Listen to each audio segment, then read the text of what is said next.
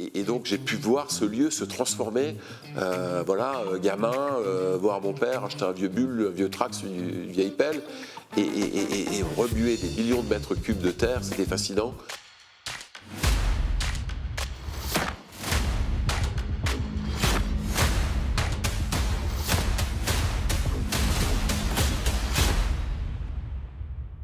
Bonsoir, mon invité aujourd'hui est né en 1966 à Phalsbourg. Ses études l'ont emmené à Bordeaux et à Strasbourg. Il est diplômé en droit des affaires et fiscalité. En 1993, il devient gérant du parc animalier de Sainte-Croix, fondé par son père. Enfin, depuis 2022, suite au départ de son frère Pierre, il est le seul capitaine aux commandes. Laurent Singer, bonsoir. Bonsoir, merci de m'accueillir. Et merci à vous d'être sur le plateau du Face à Face. Alors on va aborder plein de choses avec vous aujourd'hui. Votre parcours, il est riche, votre personnalité. Mais d'abord un peu d'actu, et l'actualité c'est la deuxième édition des entretiens de la biodiversité, donc du 2 au 4 juin au parc animalier de Sainte-Croix ce week-end. En deux mots, dans sa globalité, en quoi consiste cet événement ? On va aborder une thématique, le retour du sauvage, avec différents ateliers. On va être ouvert sur notamment le grand public, mais globalement c'est l'occasion d'amplifier ce que fait Sainte-Croix habituellement. Ça va être un lieu de partage de connaissances sur la biodiversité, d'amplification pour tous nos publics. Ça va être un moment phare sur 3 jours. On va revenir effectivement sur ce que fait le parc tout au long de l'année, sur le maintien et la protection de la biodiversité. Donc un week-end qui commence avec les trophées de la biodiversité, vendredi animé par Hélène Gâteau et Jérôme Bergerot, et d'ailleurs couvert par Moselle TV. L'objectif, récompenser et encourager des projets initiés dans le Grand Est en faveur de la biodiversité. Alors vous avez eu beaucoup de dossiers déposés cette année, vous avez C'est une année très riche, hein. On a doublé le nombre de dossiers par rapport à la première édition. Ce qui fait 52 dossiers d'initiatives citoyennes de tout ordre, très large en matière d'éducation, de sensibilisation, en matière de recherche, de partage, par exemple sur les abeilles, où on a longtemps dit que mettre un rucher, effectivement c'est vertueux, mais il faut savoir le faire dans des bonnes conditions. Donc une association porte ce projet, de le savoir quand est-ce qu'il faut le faire, quand est-ce que le territoire, la nourriture est suffisante, comment cohabiter avec, on le sait peu, mais 2/3 des abeilles vivent aussi sous terre avec d'autres espèces, donc comment trouver le bon équilibre dans tout ça. Donc c'est des porteurs de bonnes paroles. Il y a des gens aussi qui font des chantiers participatifs sur les haies, c'est le grand retour des haies dans nos campagnes. Donc on va remettre 9 prix, notamment par le biais du fonds de Sainte-Croix Biodiversité, porté par le parc. Et on va être aussi accompagné par la région qui va en profiter pour remettre ses propres prix, et par le groupe EBRA, Radio France, pour pouvoir amplifier l'ensemble de ces actions citoyennes et pour créer des nouvelles vocations. Le lendemain, le samedi, 3 grandes tables rondes auront lieu. Elles vont rassembler des acteurs clés de la cause environnementale. Les solutions de demain, Laurent, ça passe aussi par des événements comme celui-là, des tables rondes comme celle organisée samedi. C'est vraiment, ça a toujours été le rôle de Sainte-Croix, c'est d'avoir un dialogue ouvert, parce que c'est des sujets sensibles. La biodiversité, on croit la connaître, on est loin encore de maîtriser tous les tenants et les aboutissants et comment relever tous ces défis. Et donc on aura 3 tables rondes, une notamment sur le rôle de comment renforcer les populations, comment éventuellement réintroduire des espèces. Donc c'est un programme à la fois avec les hommes de terrain et les équipes de terrain qui vont pouvoir maintenir le milieu, parce que certes les parcs zoologiques ont un rôle central en matière d'élevage pour pouvoir maintenir une population viable, soit pour renforcer, soit pour réintroduire des individus dans le milieu naturel, mais sans milieu naturel, c'est impossible, c'est une cause perdue. Donc c'est une des tables rondes.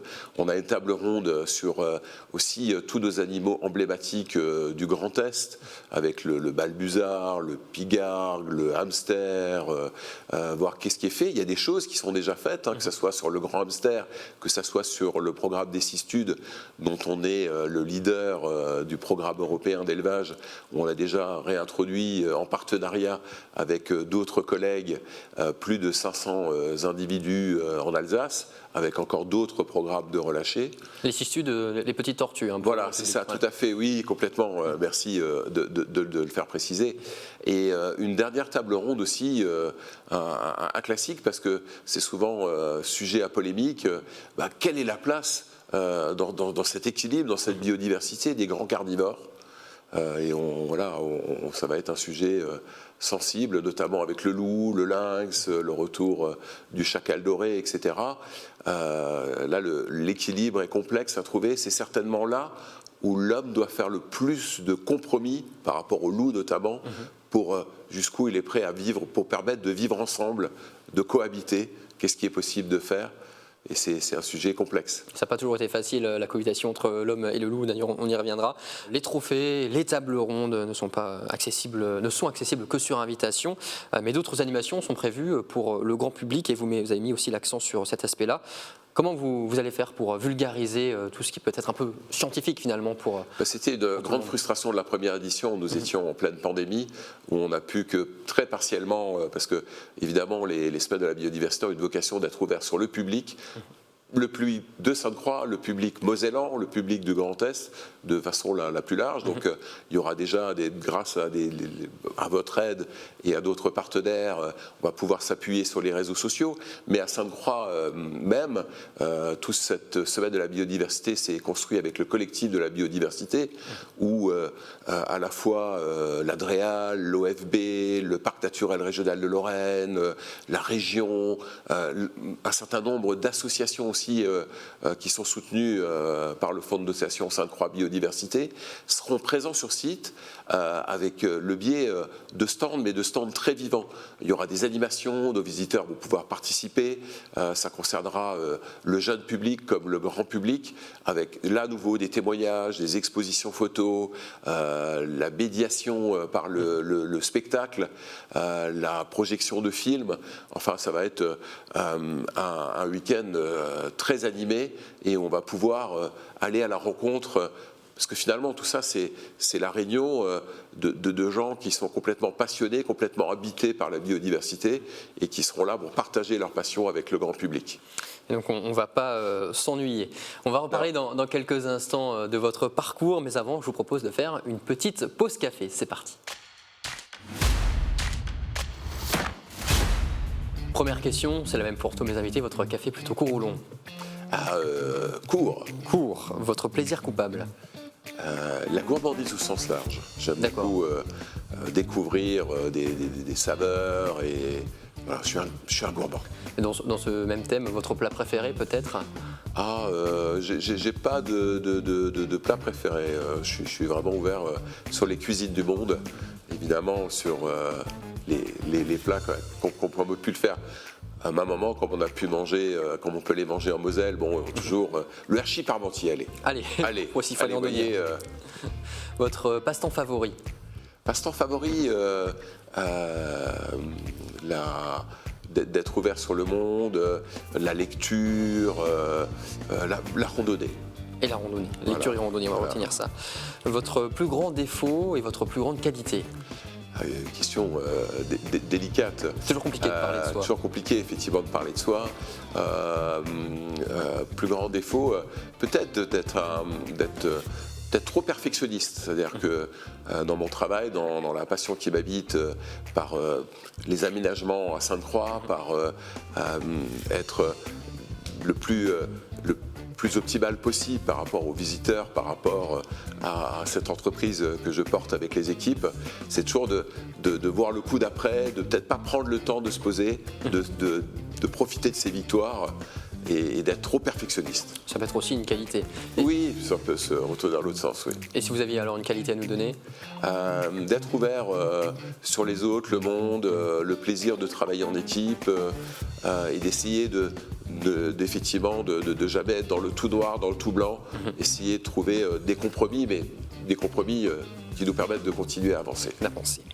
Est-ce que vous avez un animal totem, Laurent? Et si oui, lequel? J'aime beaucoup l'élan. Cette espèce de grand truc qui, moi-même je suis grand, qui ressemble à pas grand-chose. On a eu une naissance encore cette année, qui est tout pâteau, avec ses très longues jambes. Et puis il me rappelle une autre passion. J'adore la mentalité, les pays du Nord. Quand on parlait de randonnée et de voyage, la Norvège, la Suède, c'est des endroits extraordinaires. Et à chaque coin de forêt, on peut rencontrer un élan. Votre lieu refuge, là où vous vous sentez le mieux? Dans mon jardin, qui a la chance d'être sur une vue qui donne une vue sur un endroit très connu par nos nombreux visiteurs fidèles, sur la plaine des Serres. J'ai une petite ouverture sur la plaine des Serres et sur le monde des étangs, et c'est vraiment c'est des couleurs différentes, des lumières différentes, c'est très apaisant. Ouais, le café le matin doit être agréable. Exactement. La rencontre qui vous a le plus marqué? Il y en a eu un certain nombre. Je pourrais citer deux personnes. Une personne emblématique qui a créé l'Institut d'écologie à Metz, Jean-Marie Pelt. Que ce soit par ses publications et aussi, je le mets un peu en parallèle avec une autre personne qui me fait penser au même état, la même philosophie de vie, qui est Alain Bougrain-Dubourg, qui est le président de la Ligue de protection des oiseaux. Ces deux personnes qui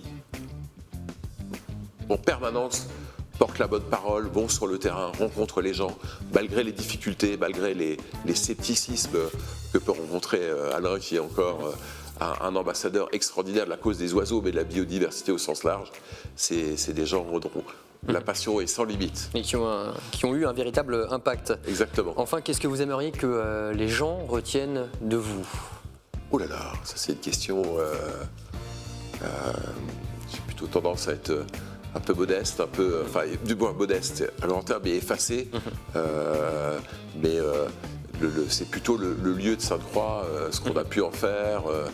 Et oui, c'est quand même ce qui m'a motivé depuis maintenant des décennies et qui me motive encore, c'est cette construction familiale de ce lieu de médiation. Et justement, on va y revenir maintenant sur cette construction familiale, parce qu'on va parler de votre parcours. Vous êtes né donc en 1966 à Falsbourg, on l'a dit, entre Saverne et Sarrebourg, pile à la frontière avec le Bas-Rhin. Racontez-nous un peu dans quel contexte vous avez grandi.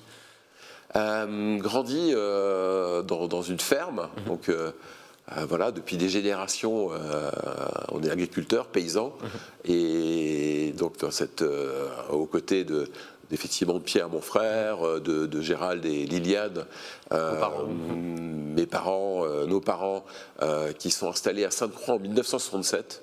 Donc c'était un endroit totalement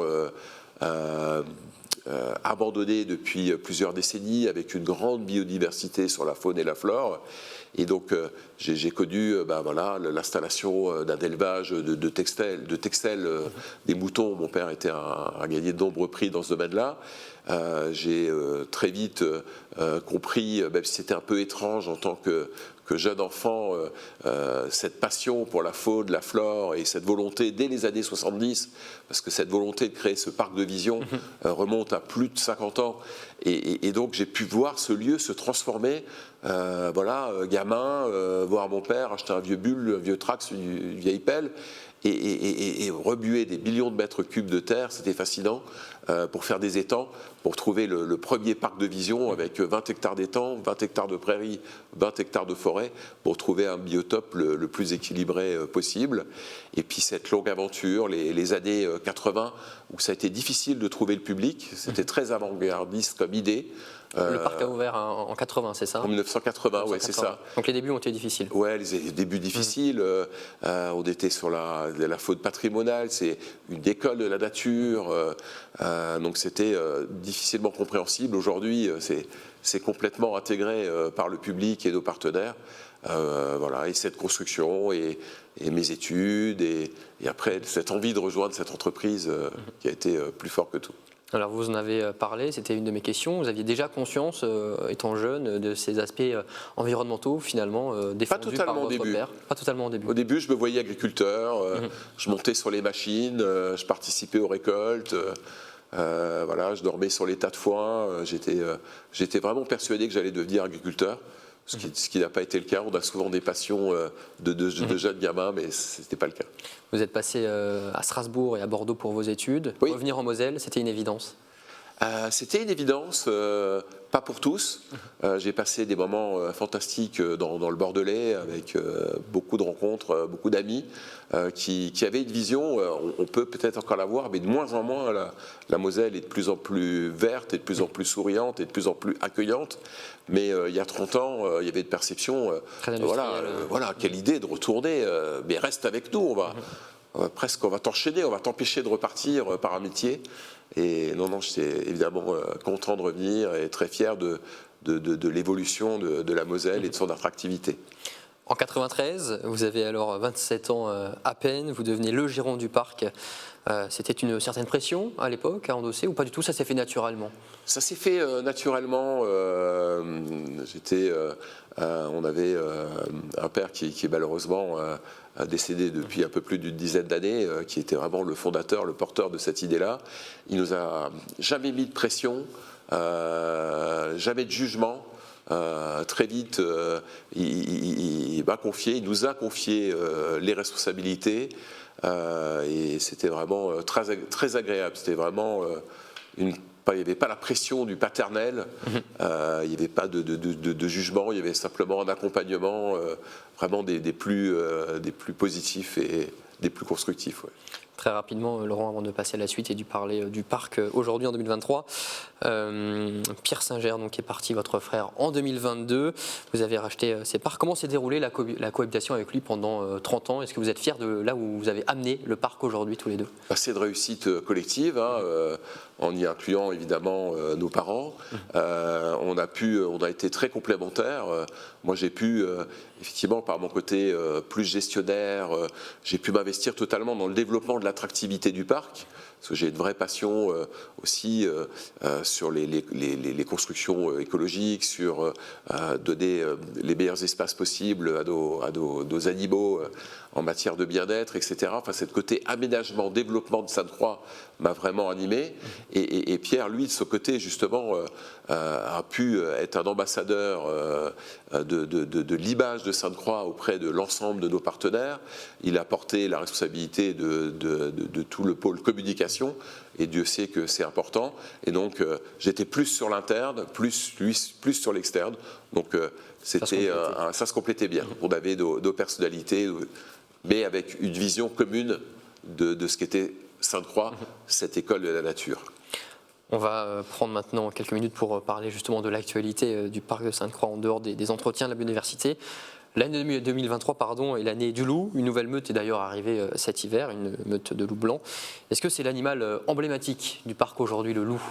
Il est arrivé en 1986.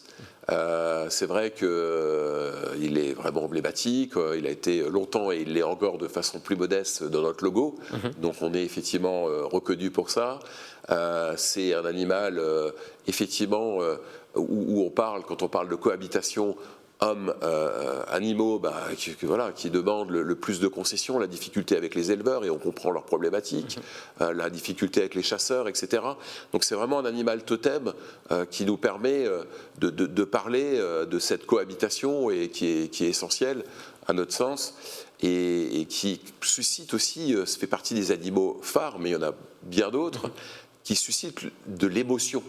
Et pourquoi de l'émotion? Si vous êtes ému, vous allez vraiment vous intéresser au sujet plus technique, au sujet plus important. On va pouvoir embarquer notre public sur le côté école de la nature, transmission, pédagogie. Donc ce côté-là, si vous êtes ému, c'est la step supérieure. Et puis encore la step encore plus haute, qui forme une espèce de pyramide. On ne peut pas embarquer nos 360 000 visiteurs dans l'action. Mais après, on se retrouve à la fin justement avec des gens engagés, des actions éco-citoyennes qui peuvent être des gestes simples, mais qui contribuent à la globalité de ce qu'il faut mettre en œuvre, à des dossiers incroyables comme la remise des trophées, où les gens vont très loin dans leur implication pour notre quotidien et la biodiversité. L'année dernière, le parc animalier avait battu son record de fréquentation avec près de 360 000 visiteurs, vous l'avez dit.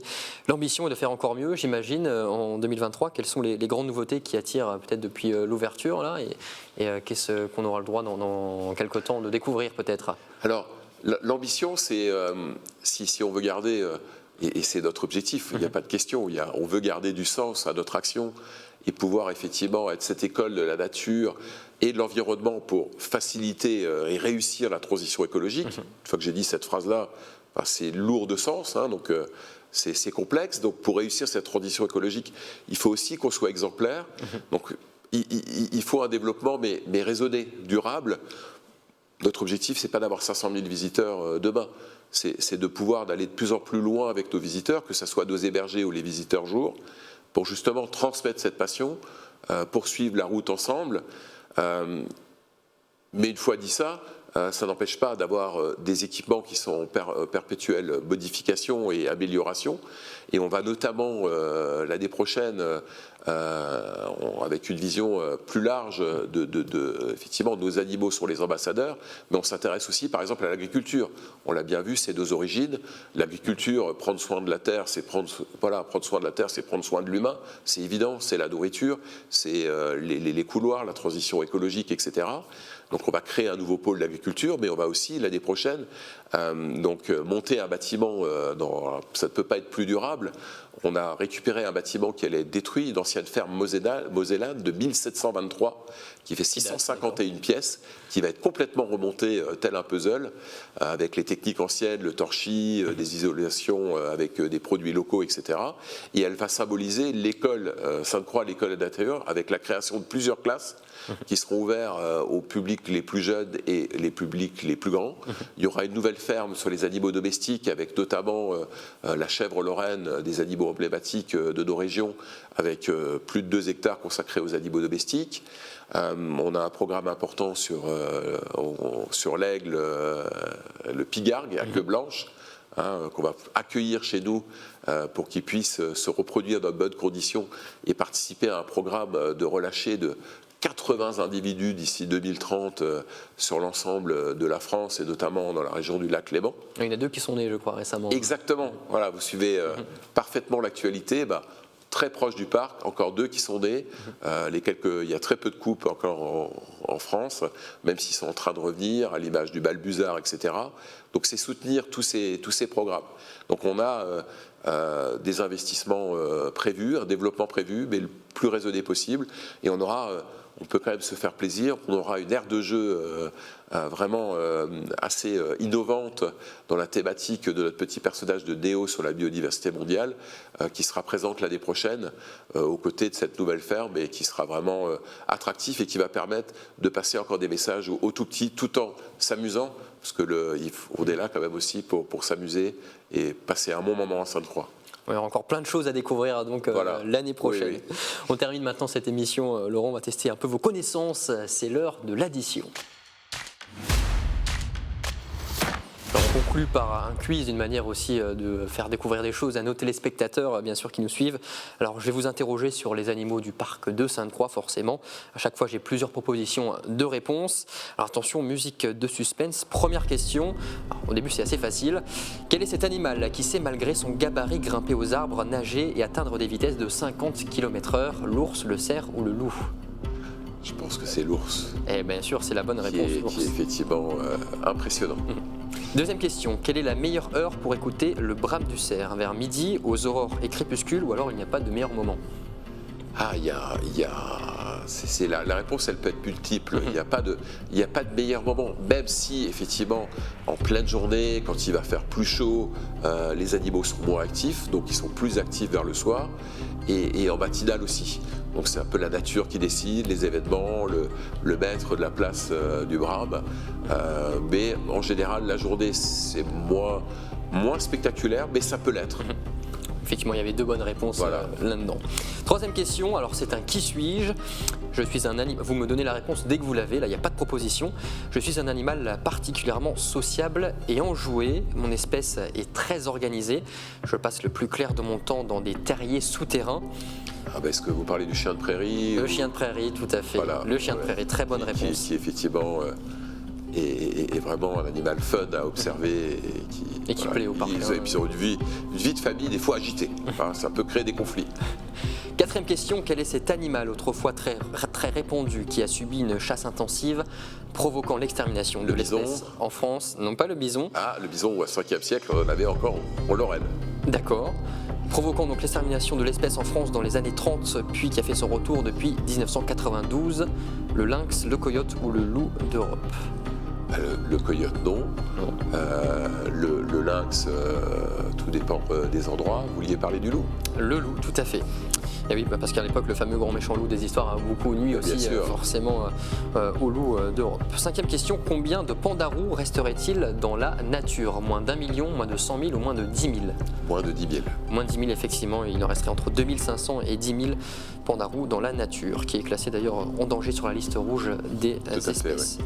Sixième question, quel est le nom de ce parc national des États-Unis? Réserve de biosphère, réserve mondiale de biosphère, là où le bison d'Amérique est notamment encore présent. Le Grand Canyon, les Everglades ou Yellowstone? Yellowstone, où il y a cet exemple remarquable de réintroduction du loup qui avait disparu et qui a permis de retrouver le bon équilibre. Parce qu'à un moment donné, il n'y avait plus que des bisons, il n'y avait plus que des animaux lourds qui détruisaient complètement la végétation. Et là, on a pu recréer un équilibre. Très bonne réponse. Bénéfique à l'ensemble de la biodiversité. Pour l'instant, vous faites un sans faute, 6 sur 6. Septième question, quel est l'animal qui a plus de 80 ans de longévité? La cistude d'Europe, la cigogne noire ou le raton laveur? Tortue. La tortue, effectivement. La cigogne noire, 18 ans environ, et le raton laveur, entre 2 et 5 ans. Un qui suis-je? Encore un. Je suis une véritable tondeuse écologique. Je possède de longs poils qui me protègent efficacement du froid. On me reconnaît notamment grâce à mes cornes et à ma grande frange. Je fais partie de la famille des bovidés et peux peser jusqu'à 900 kg. Pour ceux qui... Parler de la tondeuse écologique, parler des Highland Cattle, des vaches écossaises. Tout à fait, les vaches écossaises, voilà, très bonne réponse. Qu'on a dans nos vallées mosellanes, dans le coin d'Abrège-Villers, et qui permettent d'entretenir justement cette biodiversité, parce qu'il faut l'entretenir aussi. Neuvième question, quel animal est aussi appelé le nettoyeur des montagnes? Le vautour fauve, la chouette de l'Oural ou l'hibou grand-duc? Le vautour, on a la chance de participer à un programme de réintroduction de vautours en Bulgarie notamment. Et enfin, dernière question, quel est le statut de conservation de l'Union internationale pour la conservation de la nature du chat forestier? Est-ce qu'il est en préoccupation mineure, quasi menacé ou vulnérable? Vous avez dit... le chat forestier. Quasi menacé, non? Ou il est vulnérable maintenant? J'avoue que... Et non, il est en préoccupation mineure. Voilà, préoccupation mineure, voilà, c'est ça. Donc ce chat qui est tellement méconnu par nos visiteurs, etc., et qui est vraiment unique, et beaucoup de spécialistes viennent d'Europe entière l'observer dans nos forêts. Merci encore et bravo, félicitations Laurent Singer, et merci pour votre venue. Donc les entretiens de la biodiversité, c'est du 2 au 4 juin, il faut venir au parc de Sainte-Croix, découvrir les activités. On vous attend, tout le collectif, tous ces passionnés sont mobilisés justement pour transmettre toutes leurs connaissances et les partager avec vous et vous embarquer dans l'aventure. Merci encore Laurent Singer d'avoir accepté notre invitation et merci à vous de nous avoir suivis comme chaque semaine. On se retrouve justement la semaine prochaine avec un nouvel invité. D'ici là, portez-vous bien. Bonne soirée sur Moselle TV.